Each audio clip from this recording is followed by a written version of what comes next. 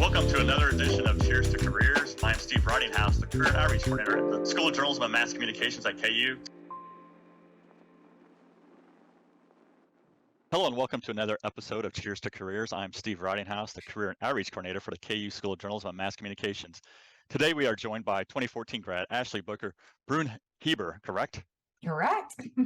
She's the Marketing Manager at Keycentrix in Wichita. Welcome, Ashley.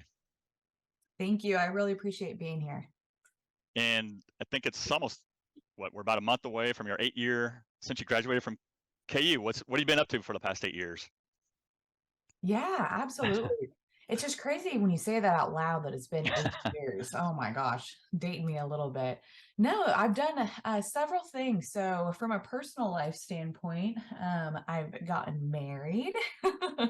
So that's crazy. And then we're expecting our first baby. So that's very, very exciting. And then professionally, I ended up out of college receiving an offer to work for the Hutchinson News. And I worked there for a couple of years as a newspaper reporter covering breaking news and health related news as well.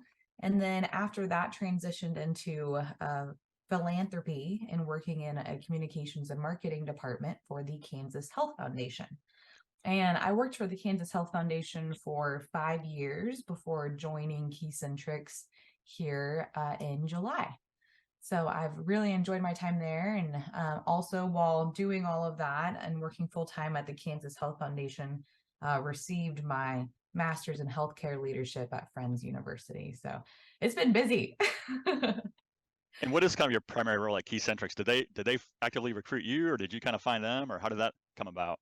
Yeah, absolutely. So actually what's funny is I saw my now boss, Emily Youngke, had posted on her LinkedIn, and we had been connected through work that I had done at the Kansas Health Foundation. And I had seen Keycentrix here locally in Wichita and was very, very impressed by the company, and then also by Emily over the years. And so I was excited to transition from philanthropy into the for-profit space, while still looking into and covering health-related activities and being involved in health. So that's always been really important to me.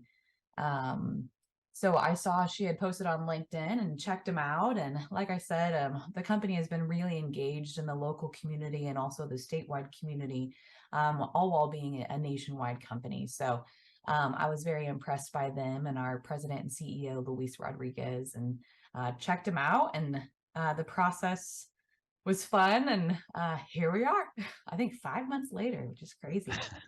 And Keycentrix, I mean, correct me if I'm wrong, you do a lot with like software for pharmacies?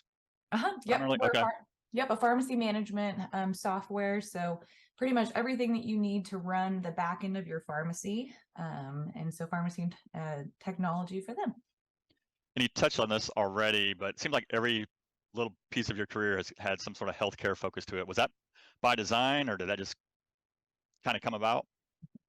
Well, no, it's actually kind of a product of my upbringing, I would say. So my dad's a family doctor in Garden City. My mom's a nurse practitioner. And ever since I was little, I worked in my dad's clinic and was very impressed by family medicine and then also just healthcare in general. And so I always knew I wanted to be involved in the healthcare industry in some way or another. And actually, my first year at KU, I was a pre-med grad.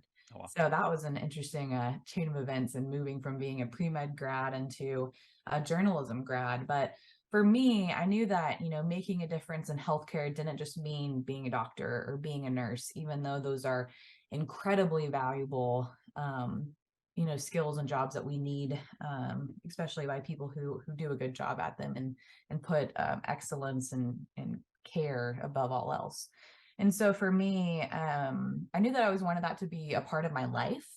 And so I knew that I can give back in many different ways. And so that started out with journalism and reporting on health related news and community happenings of how what was occurring in the community was going to be impacting their health. And so for me, that transitioning away from newspaper industry into communications and marketing at the Kansas Health Foundation really was a natural fit for me as well. So, how could the Kansas Health Foundation make a difference in the lives of others by providing grants to organizations who are helping people all across Kansas to improve health?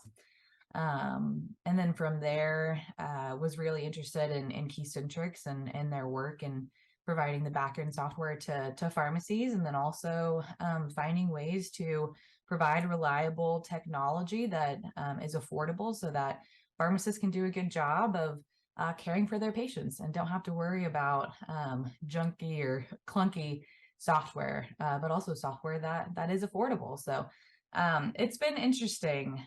Definitely. And I would say that my life will continue to revolve around health in one way or another. So Ashley, how was that transition from pre-med student to journalism student? Was that pretty smooth, or was that a shock, or how did that work out? Yeah, it was interesting for sure. I know I really and his name is escaping me, but I had an awesome advisor there at the J school who, when I was trying to learn, pre-med wasn't for me. But for me, it was interesting to be able to transition to something different and kind of taking a look into the skills that I did have and the things that I did care about. And so I worked with an advisor who knew I came in with 21 credits whenever I graduated from high school. And so we were able to utilize the courses that I already took in at Garden City Community College, excuse me, and then also the classes that I took as a pre-med grad. And then we were able to kind of double dip in a couple of ways. And so I was able to, graduate within 3.5 years, and that was with a year of pre-med. And luckily, I'm glad they start you off with some more general classes, but still think biology and chemistry were fascinating and not really used, but fun. In 3.5 years, that's impressive. Was that your plan too? I know you said you came in with over 20 credit hours. I mean, was that your plan to graduate early? It was, yeah. So for me, it was always important to be able to, utilize the gift of my education that my parents were so gratefully provided to me. But I wanted to find a way to help save them money. And that was taking the classes at Garden City Community College. I also really liked the smaller class sizes too, and just getting some of those classes out of the way. And so for me, the opportunity of graduating early in 3.5 years helps really provide focus in my life, but also allowed me to have my second internship as well. And that was in working at the Kansas Health Institute News Service. And so, what would have been my last semester senior year in the winter through May, instead, actually, I took a paid internship across from the State House and reported on health related activities and policy at the Kansas State House. And so I still was busy. I still was on campus as well, but used that time to really focus on journalism and providing coverage on health for people all across the state. And so that was a really good time too. And yeah, it was planned, and I'm glad that it worked out the way that it did. In Garden City to Lawrence, Kansas, I mean, that's kind of a long drive. I mean, was Mhm. KU always on your radar, or do you have any KU connections? Yeah, I do have some KU connections. For me, I've always was fell in love with Lawrence from the moment that I had visited. We were a Jayhawk family and had some people, especially doctors that I had worked with whenever I was at my dad's family care clinic, and was always impressed by how dedicated they were to KU. And so I'm like, all right, let's check this place out, and fell in love with it right away. So it was a ways away from home too, and I kind of wanted to spread my wings a little bit from Garden City. And with all that being said, I'm very, very proud of where I'm from, and being from Southwest Kansas, I feel like provided me with some really great real world examples of life and how hard work and dedication can get you places. So it was great to be able to go back and have my first internship reporting at the local paper there. And then, like I said, the second internship being at the Kansas Health Institute News Service, which is now the Kansas News Service. So, And actually, I mean, you talked about the internships, and I know you were involved with Daily Kansan. Was there any other campus activities you're involved in while at KU? I actually did not. So, while going to school, I worked, I believe it was part-time. It was closer to full-time than part-time for a chiropractor's office. And so, kind of had my hands full with working there from sophomore all the way through my senior year, and um, really focused on my time at the University of Daily Kansan, and I loved working there and working with the students and starting off as, a student correspondent myself, and then kind of graduating through the ranks into being an associate news editor. And so I loved my time at the Kansan. It was incredible, and I honestly feel like it set me up for a really really great success. And so I'm just proud of all the things that we were able to accomplish while we were there, and then also think that it's one of the best ways that folks can get involved in the community if they're a J school alumni or student. And actually, while at KU, you got to develop some multimedia skills too, correct? Oh yeah, absolutely. Have you been able to use those throughout your career the past 8 years? I have probably more so lately than before. So with some of that work, I was able to utilize that through the Hutchinson News, and then also the Kansas Health Foundation. A lot of the stuff that we had done from like a multimedia standpoint, um, I feel like I did learn through my time at the Kansan, and also through the education that I received there at the J School. And so it's ever changing. But really those fundamental skills were incredible to be able to learn there at the school, and then through the Kansan, and then managing staff as well. So that was great. Did you have a dream job in mind when you're going through KU? Was there always that one paper you want to work for, or what was your plan? Yeah, so I always appreciate that question, and I probably don't have the most conventional way to answer it. It's like I didn't. I've always kind of, had my dream set on, um, covering news and being part of a community, and feeling impactful, being able to educate folks on things and in their community. And so for me, I had looked into working for the Denver Post and some other papers as well, but I didn't really have that dream job. I kind of let life guide me wherever it may. So. And I know you talked about this earlier. You got a master's, healthcare leadership, correct? Yep. Again, we go back to kind of your interest in health. I mean, was that part of your plan too, to pursue an advanced degree connected to health? Definitely. Okay. Yeah. I've, always prided myself on being a lifelong learner. And so I always have been interested in learning more. And so for me, I feel like that's kind of a lot of what journalism is, and being a communicator is, you learn a lot about a lot of different things. And so for me, I was really interested in this program at Friends University because it was a program where you could take one class at a time, which I appreciated. And also, half of the courses were MBA coursework. And so I was with folks who, ran the gamut of working at the local,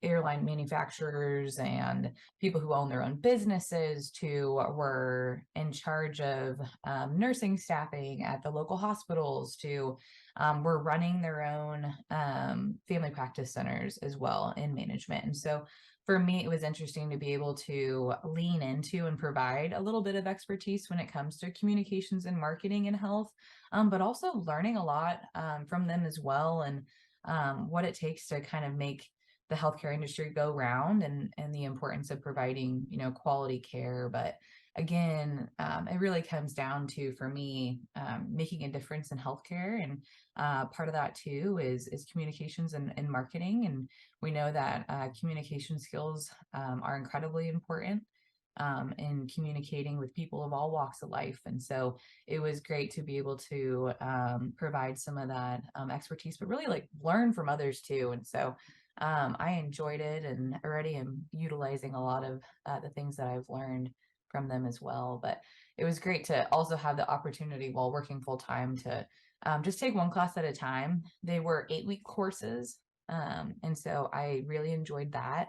And put it off a little bit longer than I probably would have liked to, but was planning a wedding. So needed a little bit of time to be able to focus to that. So, Speaking of that, did you have one of those COVID weddings? Did you have to reschedule a couple times, or did you always have your original date?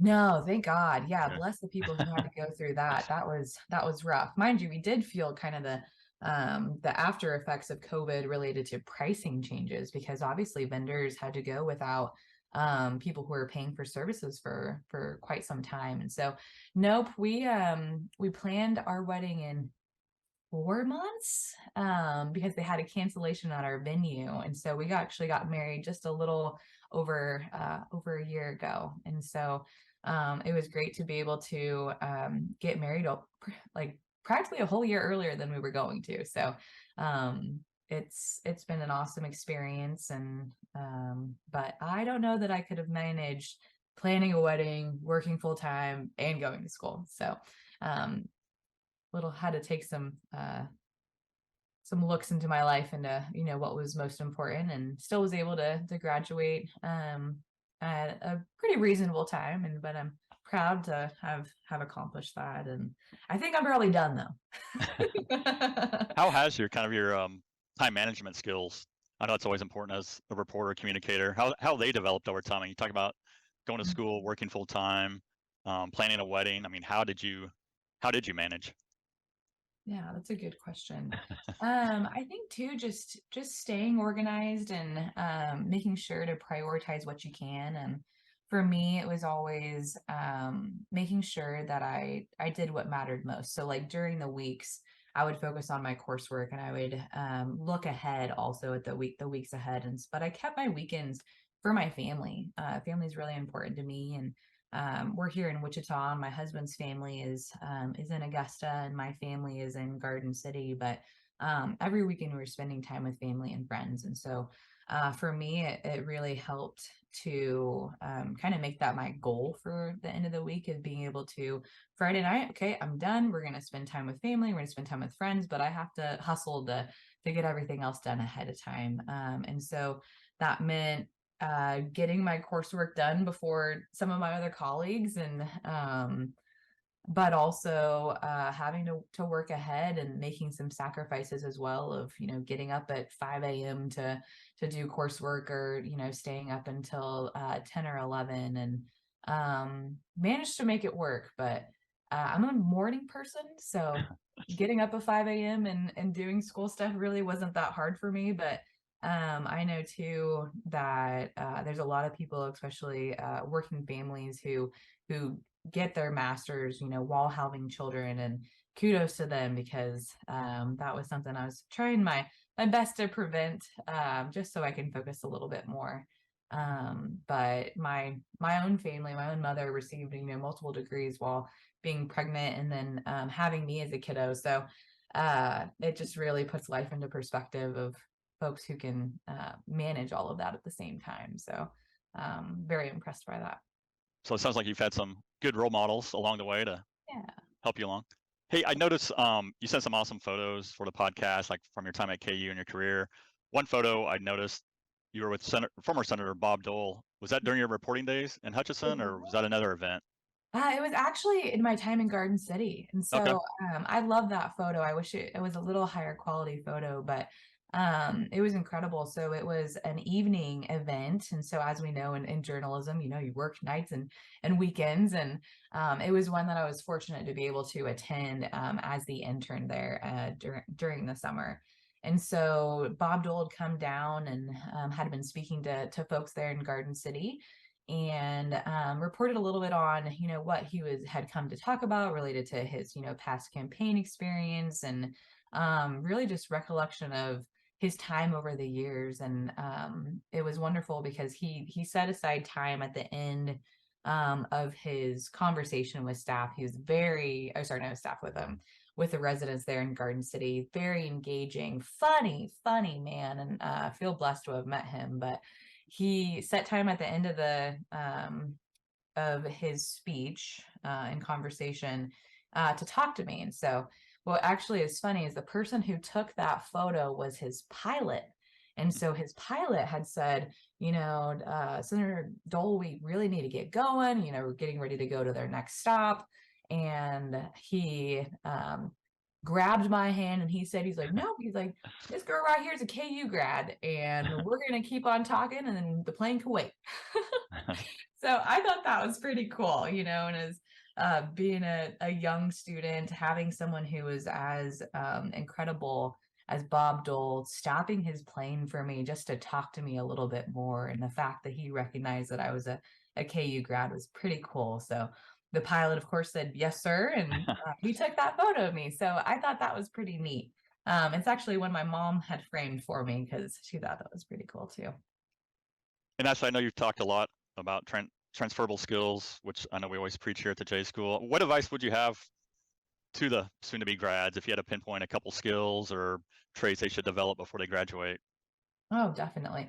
I think it's important to, make sure to hone in on those good writing skills. They're so transferable no matter what you do. As somebody who's transferred from newspaper reporting to communications and marketing, that is one thing that people just really, hang their hat on and will invest in. And so making sure that you're a good writer and have those work-related examples.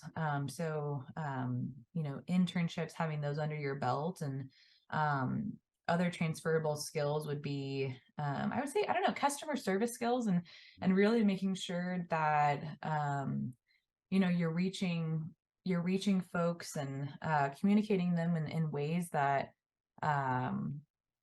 that best serve them and that they best are able to utilize. And so I know too, for me, it was scary jumping from a newspaper reporter, to communications and marketing, especially since I kind of had stuck the news and information route.